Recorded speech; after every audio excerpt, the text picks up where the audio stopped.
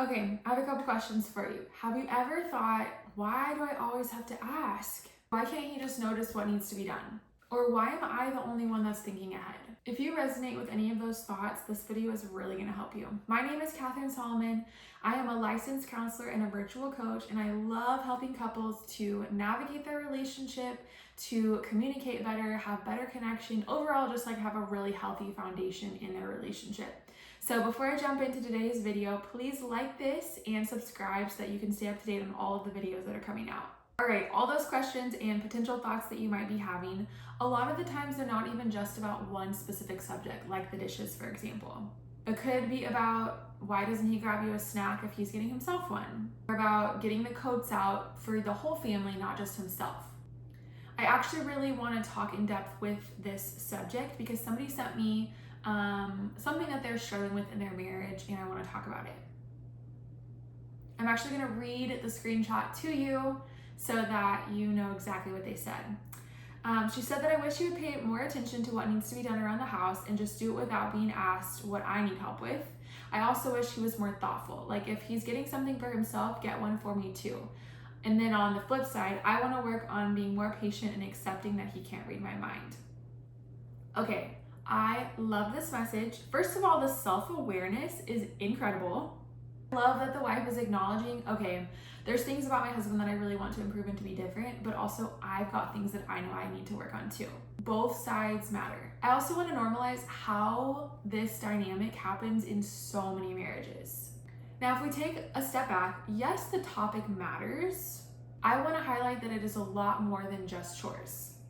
It's often about two deeper things: the mental load for one, and thoughtfulness and attunement, or like turning towards and paying attention to each other. If you're not familiar with the first one, the mental load, it is often the invisible work that is required for something to get done. It's not just the act of actually doing the task, it's all of the forethought that happens in the beginning. It's noticing, anticipating, planning, executing, the emotional toll and labor that it might take to do all of those things, as well as the physical doing it and the cognitive, all the thinking and planning, right? The whole shebang. So when you're the one in your relationship who sees that the trash is full, remembers that the towels are kind of worn out, or notices that they're getting stinky, thinks about getting the coats for the family before leaving, or planning ahead that it might rain and maybe we should get an umbrella, tracks what's running low in the pantry or in the refrigerator. You're not just kind of like doing more. It can often feel like you're in charge of the entire system, and if you stopped doing those things, then your whole family life would just like crumble. So if you have a husband or a spouse who asks like, what can I help with? It can feel frustrating, and you can feel like, well, I don't want help. I just want someone to see what needs to be done and do it without being asked. Totally valid, I understand. The exact scenario that was mentioned in the screenshot earlier, and to anybody who relates, I first want to say that I know this example is a wife frustrated with her husband, but I want to be really careful because I am going to kind of just speak in generalizations to answer this question directly, but please know that we all have areas that we need to work on, both husbands and wives. And you may actually feel the opposite. Like maybe you're a husband watching this and you're like, I wish my wife would do X, Y, or Z. Like there is not a exact model for how every relationship functions. And so please hear me out. I'm not trying to call out husbands versus wives or anything like that at all. When a husband doesn't think to grab you a snack, let's talk about that example for a second. Your brain might translate that to, if you cared, you would just think about me. Now pause just for a second. I know how real that feels, but it's not always 100% accurate. For a lot of men, their brains are not actively scanning environments or life around them the same way that ours are. They're not automatically anticipating needs, not because they don't care. Sometimes it's not a practiced muscle. Care and anticipation are not always the same thing. It's a distinct skill. Both of those are individual skills.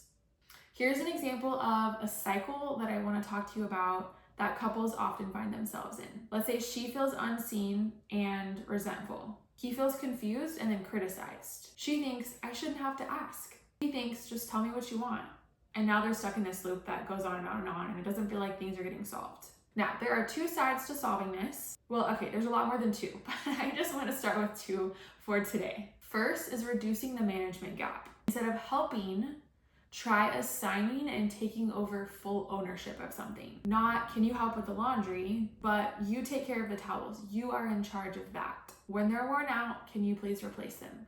And not, I'm going to tell you when to replace them, but like that is your job to pay attention to, anticipate the needs, plan out how you're going to make the time to, wash the laundry, move the wash to the dryer, like whatever it is. And this is just an example, but for someone to like fully own that task, and what that can do mentally is help there be awareness so that that person is paying more attention to what needs to happen with that task. Another example is not, can you just help me when we leave, but instead you handle all of the coats and the bags when we go out. Having certain things have full ownership can reduce the other person feeling like they're having to manage it all. And a lot of this needs to be done in like a sit down conversation. Sometimes it can be done kind of off the cuff. Like, for example, if we're getting ready to go somewhere, often I'm in charge, just the way that our marriage works, of getting everything details wise figured out for my son. But if I know, for example, I don't have time, or I really need help with this, or whatever the case is, I will delegate ahead of time. Hey, you're in charge of X, Y, or Z. You're like, please make sure that you do all of this. I'm gonna take care of this.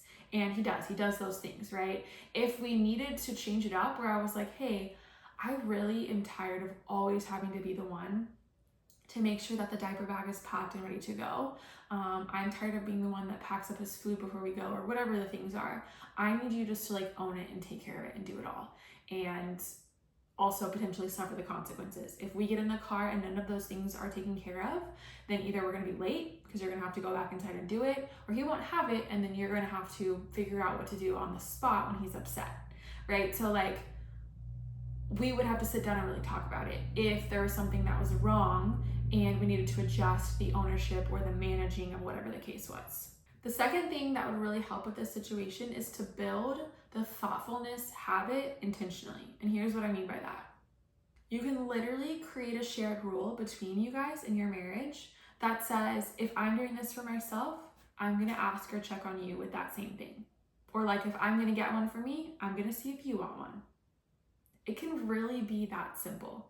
Sometimes, like I said, one person is just not as geared towards thinking that way. And I know that especially when you've been married longer, it can feel like, how is this not second nature? But if it's not a skill that was practiced and implemented and became muscle memory, it doesn't matter how long you've been together, it needs to be established, or it can be established, okay? I definitely think when you're first getting into a relationship, at least I remember feeling like this, where I had only been thinking for myself for however many years, right?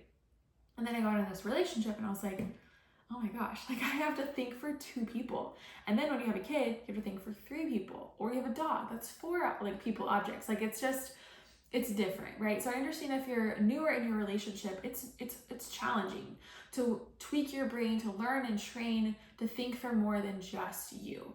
So again, that is something that could be simple to eradicate. If I'm doing this for me, I will do and check on it for you. Like create this shared agreement between the 2 of you.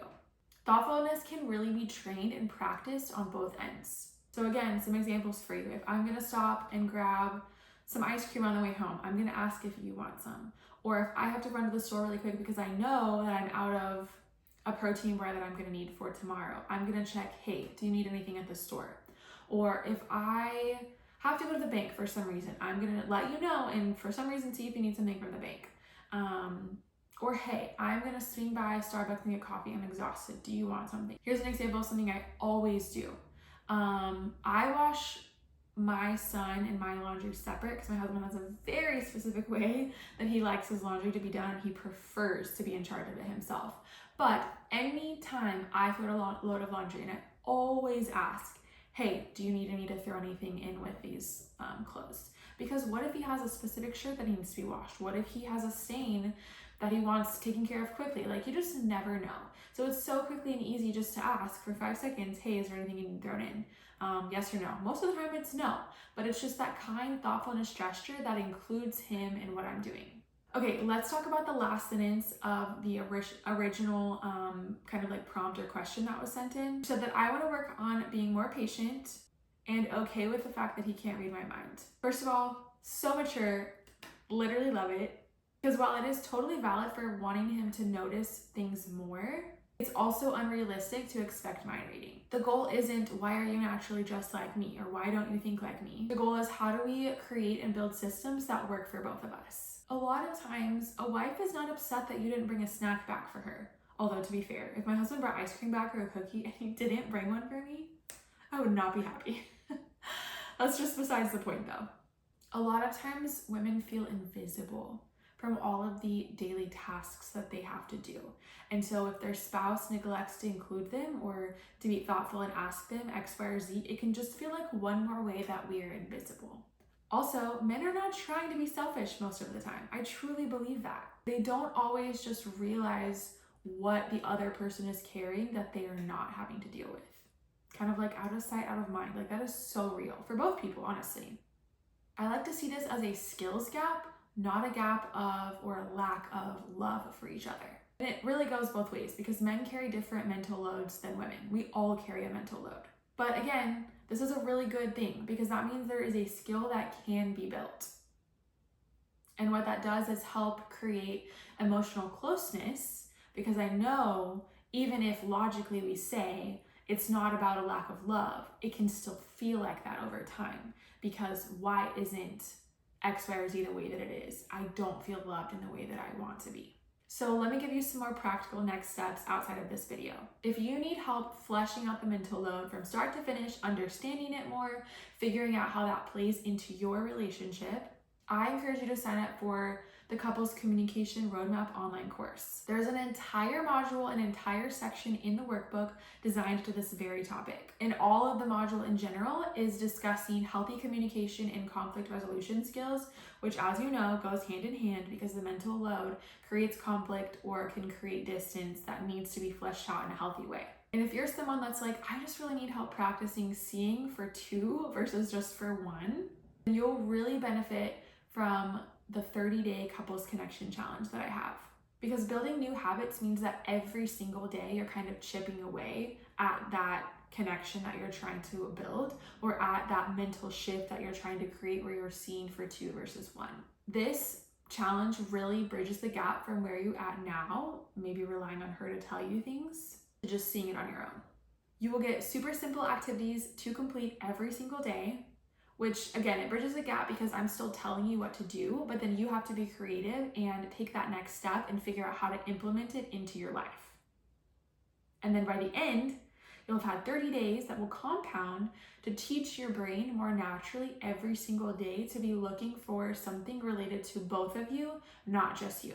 It will really help reduce the tension within the mental load and build proactive thoughtfulness without feeling like you have to manage one another, without constant reminders or blow-ups. Both of you will benefit doing it together. It's really, really an incredible challenge. I love it. I've done it before, obviously. Even though I made it, I love doing it.